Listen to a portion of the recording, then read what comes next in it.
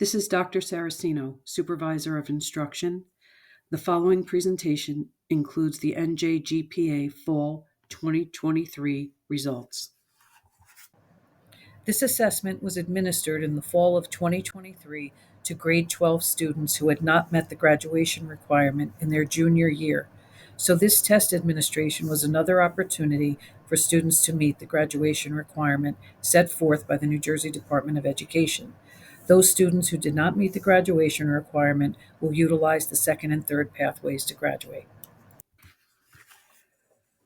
As you are aware, 2022 marked the first administration of the NJGPA. Consistent with the above law, there was no graduation assessment requirement for any student who was expected to graduate with the class of 2023. The graduation assessment requirements for the class of 2024 and 2025 remain in place and are available for districts on the Graduation Assessment Requirements webpage. On May 3, 2023, the State Board of Education approved the Graduation Ready Cut Score for the ELA and mathematics components of the NJGPA, as well as the menu of alternative assessments and aligned cut scores. The linked requirements were adopted by the New Jersey State Board of Education on September 8, 2021, for the classes of 2023 through 2025.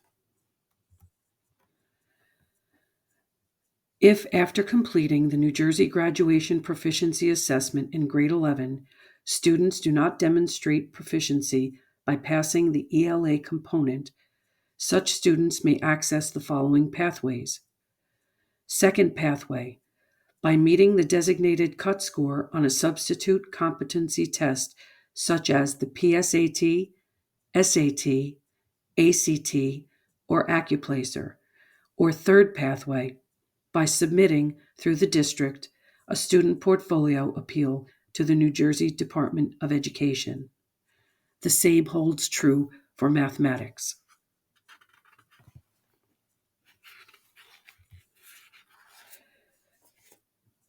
As we look at the fall of 2023 NJGPA results, it is important to keep in mind that the data needs to be interpreted carefully. The NJGPA is a snapshot that provides information about a student at one particular time. We are committed to using multiple measures to assess student progress and attainment. As we begin to unpack this data, we will look closely at the level of all students to see what types of changes need to be made to our curriculum, instructional practice, and our tiered system of supports. While viewing the data, please keep these guiding questions in mind. How did students perform on the NJGPA? How do results compare across subgroups? What does the data tell us? We have included a plan for moving forward, which includes instructional capacity and a focus on core instruction, interventions, and extended year school programs. In the next set of slides, you will find the NJGPA test results analysis. This data indicates the number of students who tested in ELA and math. In ELA, for a total of 70 students, we had 26 students test with 19% passing. In math, we had 44 students test with 5% passing. This is the same data, but in bar graph form. The next set of slides will review demographic data for the NJGPA.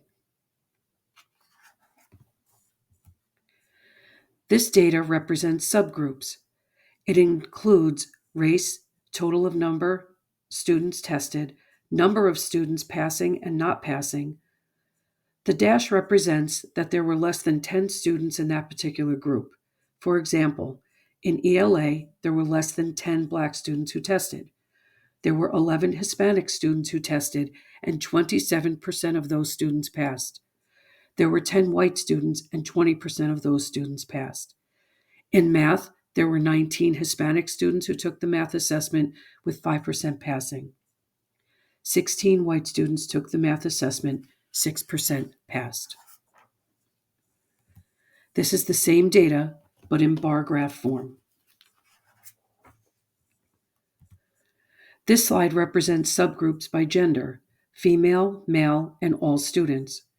In ELA, there were less than 10 female students who took the NJGPA. You can see a dash in the column. This means that there were not enough students taking the test to count them in the totals. In ELA, there were 23 male students who were assessed, 22% passed. In math, 15 female students tested, 7% passed. Overall, in all subjects, 6% of female students passed and 12% of males passed. This is the same data, but in bar graph form. This slide represents the subgroup data by program: free or reduced lunch, Section 504, English language learners, special education, general education, and all students.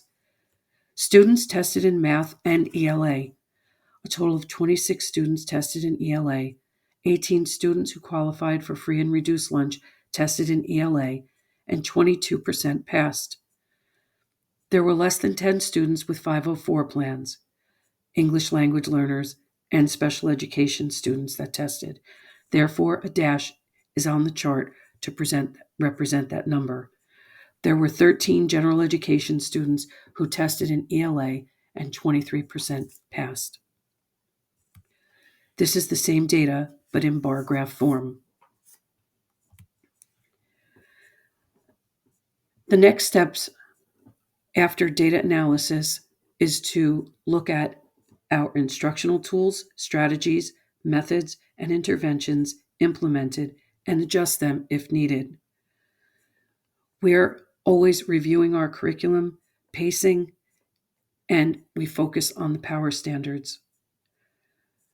Plans for enrichment and support for all students. For example, the NJGPA course at the high school. We also have the college and career readiness class. Students have access to the Ed Ready program through Ocean County College, which also prepares them for the AccuPlacer. We identify areas of professional development through either in-house professional development or vendors coming into our district to provide that professional development.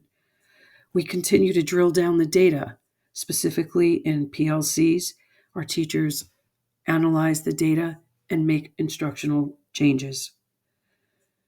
Students and teachers have access to Linkit, and students are taking the NJGPA practice assessment in preparation for taking the NJGPA assessment. Our teachers are engaged in vertical and horizontal articulation, and we continue to support block scheduling and opportunities for our students to demonstrate college and career readiness at the high school.